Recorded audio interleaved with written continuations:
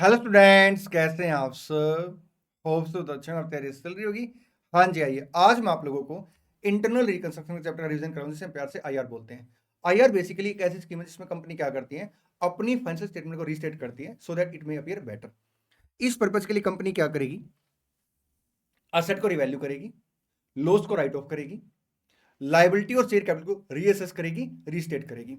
Revaluation और reassess restate में क्या डिफरेंस होता है, देखिए। कंपनी जब आईआर की स्कीम चलाएगी तो असेट को मार्केट वैल्यू पर रिकॉर्ड करेगी, इसलिए हम बोलते हैं असेट को रिवैल्यू करना। ठीक। लाइबिलिटी में हम ये नहीं कह सकते कि जैसे मान लो मेरा कोई क्रेडिटर है या कोई डिवेंचर होल्डर है कि अब इतना पैसा कम कर दो या इतना पैसा बढ़ा दो।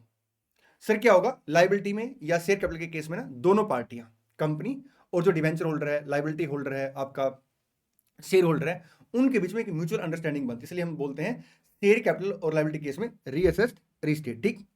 ये जो स्कीम है इसे अप्रूव कराया जाता है शेयर होल्डर से, लाइबिलिटी होल्डर से और ऑनरेबल हाई कोर्ट से। ऑनरेबल हाई कोर्ट डायरेक्ट करती है, कंपनी के लिए मैंडेटरी होता है उतने ईयर के लिए एंड रिड्यूस वर्ड लिखना जितने ईयर के लिए ऑनरेबल हाई कोर्ट मैंडेटरी करेगी। ठीक। कंपनी अपने नाम के साथ एंड रिड्यूस वर्ड लिखेगी उतने ईयर के लिए जितने ईयर के लिए ऑनरेबल हाई कोर्ट उसको डायरेक्ट करेगी। ठीक। इस पर्पज के लिए, मतलब इस स्कीम के लिए, कंपनी क्या करेगी, अपने आप एक नॉमिनल अकाउंट ओपन करेगी जिसका नाम होता है कैपिटल रिडक्शन या कैपिटल रिकंस्ट्रक्शन। ठीक। आइए अब बात करते हैं अकाउंटिंग ट्रीटमेंट की। देखिए, इंटरनल रिकंस्ट्रक्शन में कंपनी क्या करेगी, अपनी फाइनेंशियल स्टेटमेंट को रीस्टेट करेगी। इस पर्पज के लिए क्या करेगी, वो सबसे पहले एसेट को रिवैल्यू करेगी। अब जब एसेट को रिवैल्यू करेगी तो असेट की वैल्यू बढ़ सकती है, एसेट की वैल्यू कम हो सकती है। अगर असेट की वैल्यू बढ़ेगी तो कंपनी को फायदा हो गया, फायदा हो गया तो सर वो क्या करेगी, असेट को डेबिट कर देगी और कैपिटल रिडक्शन या आपका रिकंस्ट्रक्शन को क्रेडिट कर देगी। असेट की वैल्यू अगर गिरेगी तो नुकसान हो गया, आपका capital reduction account debit to asset account. Liability को जब रीअसेस किया जाएगा तो जनरली लाइबिलिटी को रिड्यूस किया जाता है। कभी ऐसा नहीं होता कि लाइबिलिटी बढ़ जाती है। मान लो एक क्रेडिटर है, मैंने उसको 1 लाख की पेमेंट करनी है, 1 लाख मेरा आउटस्टैंडिंग बैलेंस है। अब मैं ये थोड़ा बोलूंगा कि अच्छा अब ये बैलेंस बढ़ जाएगा, ये तो बैलेंस कम कराने के लिए मुझसे बात करूंगा। इसलिए लाइबिलिटी को रिड्यूस किया जाता है, रीस्टेट किया जाता है। जब लाइबिलिटी को रीस्टेट किया जाएगा, रीअसेस किया जाएगा, तो सामने वाली पार्टी जितना अमाउंट सैक्रिफाइस करेगी, जितना अमाउंट लाइबिलिटी का छोड़ेगी, उतना हमारा फायदा होगा। हम एंट्री क्या पास करेंगे, liability account to capital reduction account. ठीक। सर कभी कभी क्या होता है, ड्यूरिंग स्कीम पता लगता है कि हमने कुछ लाइबिलिटी रिकॉर्ड ही नहीं कर रखी, उसे हम बोलते हैं अनरिकॉर्डेड लाइबिलिटी। अब अगर अनरिकॉर्डेड लाइबिलिटी था वो हमें रिकॉर्ड करनी पड़ेगी, तो लाइबिलिटी का अमाउंट पड़ेगा। सर लॉस हो गया, डेबिट किसको करेंगे, कैपिटल रिडक्शन को। ठीक। ड्यूरिंग स्कीम कुछ खर्चे होते हैं तो हम लोग क्या एंट्री पास करेंगे, capital reduction account debit to bank account. ठीक। देखिए, अगर यहां पे आप देखेंगे तो मैंने क्या किया है, लाइबिलिटी को रीअसेस किया है। कभी कभी क्या होता है, ड्यूरिंग स्कीम लाइबिलिटी को सेटल किया जाता है। जैसे मान लो क्रेडिटर है 1 लाख के, हमने कहा क्रेडिटर जी कुछ बैलेंस कम कर दो, उन्होंने कहा हम बैलेंस कम कर देंगे, कुछ लाइबिलिटी कम कर देंगे, लेकिन आपको हमें सेटल करना पड़ेगा। तो अगर लाइबिलिटी को सेटल किया जाता तो उस केस में हम लोग क्या करेंगे, लाइबिलिटी को डेबिट कैरिंग अमाउंट से बुक वैल्यू से टू, अगर हमने बैंक दिया तो बैंक आ जाएगा। कोई असेट ट्रांसफर किया, जैसे मान लो क्रेडिटर को हमने स्टॉक ट्रांसफर कर दिया तो इन्वेंटरी आ गई, या अगर हम उनको शेयर कैपिटल इशू की तो टू शेयर कैपिटल, जो भी डिफरेंस आएगा आपका कैपिटल रिडक्शन के अंदर आ जाएगा। देखिए क्या होता है, जो शेयर कैपिटल होती है उसको रिड्यूस कराया जाता है। वो रिडक्शन दो टाइप का होता है, या तो आपका पेड वैल्यू रिडक्शन होता है या फेस वैल्यू रिडक्शन होता है। अगर केवल पेड वैल्यू रिडक्शन है तो हम एंट्री क्या पास करेंगे, share capital to capital reduction account. इसका मतलब क्या होता है, इसका मतलब है कि आपका जो शेयर था वो पार्टली पेड बन गया। अगर फेस वैल्यू में चेंज होता है तो न्यू फेस वैल्यू के शेयर इशू किए जाते हैं, और जब फेस वैल्यू रिड्यूस होती है तो ऑटोमेटिक से पेड वैल्यू रिड्यूस हो जाती है। हम एंट्री क्या पास करेंगे, share capital account debit old face value से, टू शेयर कैपिटल आपका न्यू फेस वैल्यू से, टू कैपिटल रिडक्शन अकाउंट आपका बैलेंसिंग फिगर। ठीक। अगर एग्जाम में क्वेश्चन साइलेंट है कि रिडक्शन आपका पेड अप वैल्यू में फेस वैल्यू में है, तो हम लोग क्या करें, नेसेसरी एजम्पशन लेंगे। लेकिन कभी कभी क्या होता है, क्वेश्चन में ना लैंग्वेज स्पेसिफाई की जाती है और हम ये मान के चलते हैं कि अच्छा ये तो क्वेश्चन साइलेंट है, तो हमें क्या करना पड़ेगा, हमें क्वेश्चन की लैंग्वेज भी देखनी पड़ेगी। क्वेश्चन ने अगर बोला है share capital is being reduce ₹2, it means क्या, आपका रिडक्शन इन फेस वैल्यू है। अगर क्वेश्चन ने बोला है share capital is being reduce by ₹, it means क्या, रिडक्शन इन किस में, आपका पेड अप वैल्यू में। ठीक।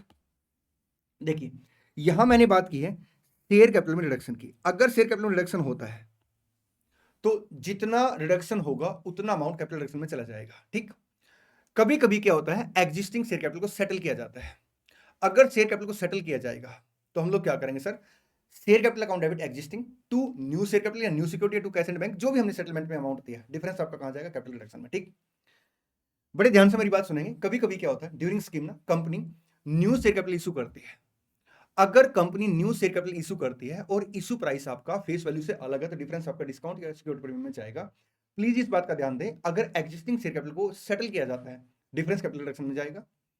अगर न्यू शेयर कैपिटल इशू की जाती है और इशू प्राइस आपका अदर देन फेस वैल्यू है, तो डिफरेंस आपका सिक्योरिटी प्रीमियम या डिस्काउंट के अंदर जाएगा। ठीक, ड्यूरिंग स्कीम अगर हम कोई कमिटमेंट चार्जेस पे करते हैं, पेनल्टी पे करते हैं, तो उस लॉस को कहां डेबिट कर देंगे? कैपिटल रिडक्शन के अंदर। ठीक, debit balance of P&L account, deferred revenue expenditure और इंटेंजिबल एसेट, अगर क्वेश्चन साइलेंट है तो हम हमेशा इनको राइट ऑफ करेंगे।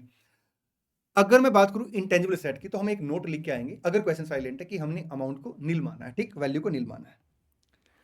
एक प्यारा सा कॉन्सेप्ट आता है प्रेफरेंस डिविडेंड का। देखिए, प्रेफरेंस डिविडेंड अगर मान लो हमने पे नहीं किया है, तो उसका क्या ट्रीटमेंट करेंगे? सबसे पहले हम आइडेंटिफाई करेंगे, चेक करेंगे कि क्या हमने प्रेफरेंस डिविडेंड को रिकॉर्ड कर रखा, नहीं कर रखा। अगर हमने उसे रिकॉर्ड नहीं कर रखा, तो वो अनरिकॉर्डेड लायबिलिटी की तरह ट्रीट होगा। जितना भी अमाउंट हम लोग पे करेंगे उसे एरिया ऑफ डिविडेंड बोलेंगे। ठीक, जितना भी अमाउंट पे करेंगे उतना लॉस होगा, कैपिटल रिडक्शन में आपका डेबिट हो जाएगा। ठीक, लेकिन अगर हमने उसे ऑलरेडी रिकॉर्ड कर रखा है, बैलेंस शीट के अंदर पता लग जाएगा कि अगर प्रेफरेंस डिविडेंड आ रहा है मतलब हमने रिकॉर्ड कर रखा है। ठीक है, बैलेंस शीट में उसका अमाउंट होना चाहिए, ऐसे लाइन नहीं लिखी होनी चाहिए कि इन एरिया। ठीक, कई बार क्या करता है क्वेश्चन ना, आपका प्रेफरेंस शेयर कैपिटल ब्रैकेट में लिख देगा एरिया ऑफ डिविडेंड, उसकी बात नहीं कर रहा मैं। जहां पे हमने प्रेफरेंस डिविडेंड को क्या कर रखा सर, रिकॉर्ड कर रखा, तो उस केस में सर वो आपकी एक तरीके से लायबिलिटी है।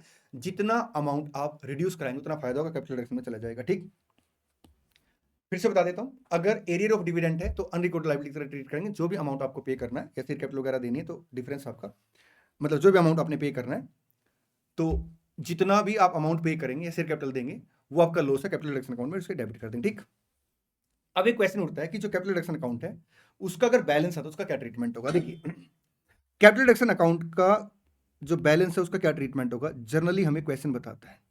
अगर क्वेश्चन स्पेसिफाई कर दिया तो जो क्वेश्चन कहेगा। ठीक, अगर क्वेश्चन साइलेंट है तो हम लोग पहले पहले क्या करेंगे, चेक करेंगे कि बैलेंस कौन सा आ रहा है। जैसे मान लो आपका डेबिट साइड में 5 लाख का अमाउंट लिखा है, क्रेडिट साइड में आपका 4 लाख का अमाउंट लिखा है। तो बताइए डेबिट बैलेंस है क्रेडिट बैलेंस है? सर ये डेबिट बैलेंस है। इसका मतलब क्या है? इसका मतलब ये है कि अपने पास सर लॉस आ गया है। तो अगर लॉस आ गया है तो हम इस 1 लाख के लॉस को किसके साथ एडजस्ट करेंगे? सबसे पहले सर कैपिटल रिजर्व के साथ। ठीक, फिर भी बैलेंस बच गया सिक्योरिटी प्रीमियम के साथ, फिर भी बैलेंस बच गया सर रिवेन्यू रिजर्व के साथ।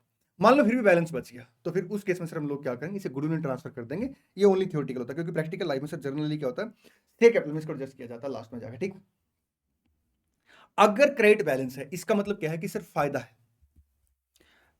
जैसे मान लो आपका कैपिटल रिडक्शन अकाउंट में यहाँ पे 5 लाख आ गया, यहाँ पे 3 लाख आ गया, फायदा है। अगर फायदा है तो किसको राइट ऑफ करेंगे सर? लॉस को। लॉस ऑलरेडी राइट ऑफ हो चुके होंगे, एक लॉस राइट ऑफ नहीं होता। अगर ड्यूरिंग स्कीम हम लोग क्या करते हैं, न्यू सिक्योरिटी इशू करते हैं डिस्काउंट पे, तो वो अभी तक राइट ऑफ नहीं हुआ होगा। बाकी अगर मान लो कोई लॉस ऑलरेडी रिकॉर्डेड है तो राइट ऑफ हो चुका होगा। ड्यूरिंग स्कीम अगर कोई लॉस होगा तो उसको भी हमने कहां ट्रांसफर कर दिया? कैपिटल रिडक्शन के अंदर। तो ये एक लॉस होता है discount on issue of security, उसके साथ एडजस्ट करते हैं, उसके बाद भी बैलेंस होकर कैपिटल रिजर्व में लेके जाते हैं। ठीक, कभी कभी क्या होता है, जैसे आपका वर्कमैन कंपनसेशन फंड है, किसी फंड के अगेंस्ट हम लोग इन्वेस्टमेंट मेंटेन करते हैं।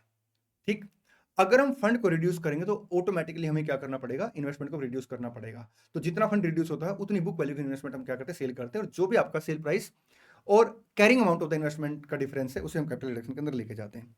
देखिए, ड्यूरिंग स्कीम अगर कोई भी प्रॉफिट या लॉस होता है, ड्यूरिंग स्कीम अगर कोई भी प्रॉफिट या लॉस होता है तो हम उसे कहां लेके जाएंगे? कैपिटल रिडक्शन के अंदर। ठीक, लेकिन अगर क्वेश्चन स्पेसिफाई कर दे कि इस प्रॉफिट और लॉस को अपने इसके साथ एडजस्ट करना है, तो क्वेश्चन से ऊपर तो हम जा ही नहीं सकते। तो फिर उस केस में क्या करेंगे, जैसे क्वेश्चन कहेगा हम ऐसे एडजस्ट कर देंगे प्रॉफिट और लॉस को। ठीक, कभी कभी ऐसी पॉसिबिलिटी हो सकती है कि क्वेश्चन में हमें बैलेंस शीट नहीं दे रखी। ठीक, और कंप्लीट क्वेश्चन लग रहा है। देखिए, कई बार तो क्या करेगा क्वेश्चन ना, 4 से 5 एडजस्टमेंट दे देगा और कहेगा एंट्री पास कर दो। मैं उसकी बात नहीं कर रहा, जहां पे सर आपको असेट की इन्फॉर्मेशन दे रखी है, लायबिलिटी की इन्फॉर्मेशन दे रखी है, शेयर कैपिटल की इन्फॉर्मेशन दे रखी है, फिर रिकंस्ट्रक्शन स्कीम की इन्फॉर्मेशन दे रखी है, बट प्रॉपर बैलेंस शीट बना के नहीं दी, तो उस केस में हम लोग क्या करेंगे, बैलेंस शीट बनाएंगे। ठीक, और जो भी डिफरेंस होगा सर जनरली से P&L अकाउंट में लेके जाएंगे, except otherwise specified by the question. ठीक, जब हम लोग बैलेंस शीट बनाएंगे तो जो भी असेट और लायबिलिटी है उनको बुक वैल्यू पे दिखाएंगे, रियलाइजेबल वैल्यू पे नहीं, बुक वैल्यू पे। ठीक, और शेयर कैपिटल को पेड अप वैल्यू पे दिखाएंगे। एक कॉन्सेप्ट आता है surrender of share. Surrender of share का कॉन्सेप्ट क्या होता है, कंपनी शेयर होल्डर को बोलती है कि आप अपने शेयर हमें सरेंडर कर दो, सो दैट हम इन शेयर को लायबिलिटी होल्डर को इशू कर दें। ठीक, सरेंडर ऑफ शेयर में और शेयर कैपिटल में रिडक्शन में क्या डिफरेंस होता है? देखिए बात समझिए, एक सिंपल सा एग्जांपल लेते हैं। मान लेते हैं एक कंपनी के पास नंबर ऑफ जो शेयर होल्डर है वो आपके 5 शेयर होल्डर है, ABCDE। कंपनी के पास टोटल जो शेयर कैपिटल है वो 5000 मान लो, ये आपका एक काम कर लेते हैं 10,000 मान लेते हैं, ठीक है, और एक शेयर आपका 10 का है। तो ए के पास 2000 शेयर है, बी के पास 2000 शेयर है, सी के पास 2000 शेयर है, डी के पास 2000 शेयर है, ई के पास 2000 शेयर है, सबके पास क्या है 2000 शेयर, ठीक। अब एक शेयर 10 का है। अब कंपनी ने क्या किया, शेयर कैपिटल रिड्यूस कर दिए, 2 का शेयर बना दिया। अगर आप यहां पे देखेंगे ना तो रिडक्शन में नो डाउट शेयर होल्डर को जो आपका प्राइम ऑफिस से नुकसान हुआ कितने का हुआ, 8 रुपीज का नुकसान हो गया, लेकिन उनकी परसेंटेज ऑफ होल्डिंग सेम रहेगी, कंपनी में वो 20% के ही मालिक रहेंगे, ठीक। अगर सरेंडर ऑफ शेयर की बात करें, जैसे मान लो कंपनी ने बोला है कि शेयर होल्डर को कि आप एक काम करो 80% शेयर सरेंडर कर दो।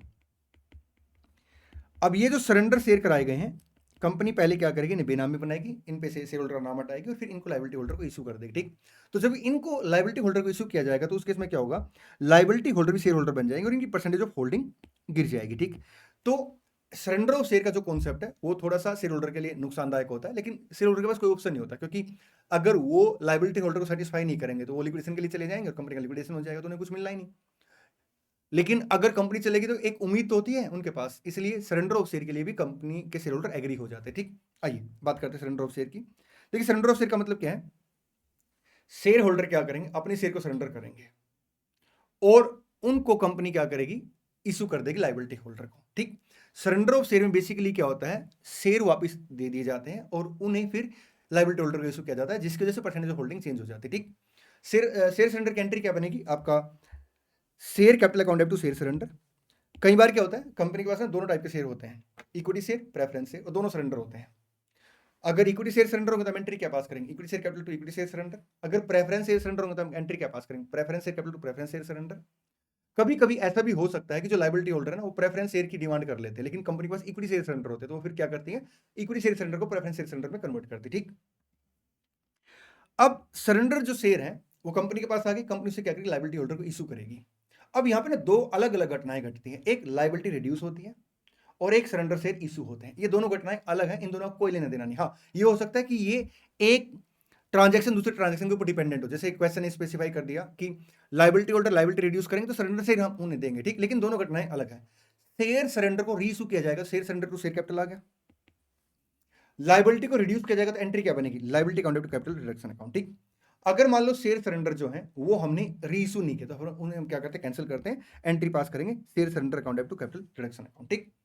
एक कॉन्सेप्ट आता है आपका consolidation of share and subdivision of share का, आइए इसको डिस्कस करते हैं। देखिए एक कंपनी है, उसके पास टोटल 1 लाख शेयर है और एक शेयर मान लो 10 का है, तो शेयर कैपिटल कितनी होगी सर, 10 लाख होगी। अब कंसोलिडेशन ऑफ शेयर का कॉन्सेप्ट क्या कहता है, ये कॉन्सेप्ट ये कहता है कि जो शेयर है वो 100 का हो गया और नंबर ऑफ शेयर कम कर दिए। मतलब ये है, कंसोलिडेशन ऑफ शेयर का मतलब है कि आपका जो शेयर है उसकी वैल्यू इंक्रीज हो जाएगी, corresponding decrease number of share में हो जाएगा, ओवरऑल शेयर कैपिटल में कोई फर्क नहीं पड़ेगा, ठीक। तो यहां पे हम एंट्री क्या पास करेंगे, share capital account debit old number into आपका old value to share capital आपका new number into new value, ठीक। Consolidation of share increase in the value of share with corresponding decrease in number of share without any change in total share capital, ठीक। Subdivision of share का मतलब क्या है कि हमने share को तोड़ दिया, एक शेयर 1 का हो गया है और कोरस्पॉन्डिंग हमने क्या किया, नंबर ऑफ शेयर बढ़ा दिए। तो सब डिवीजन ऑफ शेयर में बेसिकली क्या होता है, आपका शेयर की वैल्यू डिक्रीज होती है, नंबर ऑफ शेयर इंक्रीज होते हैं without any change in total share capital, ठीक। एंट्री वही बनेगी आपका equity share capital old number of share into old value to equity share capital new number into new value, ठीक। कभी कभी company क्या करती है, शेयर को स्टॉक में कन्वर्ट कर देती है, जैसे मान लो आपका यूनिट बना देती है कि 100 शेयर एक साथ लिए जाएंगे, तो उसके समय उसे शेयर स्टॉक बोलते हैं। एंट्री पास होगी share capital to share stock, या वाइस वर्सा, अगर मान लो आपका डी कंसोलिडेशन करते हैं ग्रुप में से शेयर का, तो share stock to share capital, ठीक। चलिए इसी के साथ आईआर के चैप्टर का रिवीजन समाप्त होता है। आपने वीडियो को लाइक करना है, अपने सब दोस्तों के साथ शेयर करना है, चैनल को अगर अभी तक सब्सक्राइब नहीं किया चैनल को सब्सक्राइब करना है। चलिए मिलते हैं नेक्स्ट वीडियो में, thank you so much, all the best, good luck, और हाँ इस बार एग्जाम को फोड़ के आएंगे।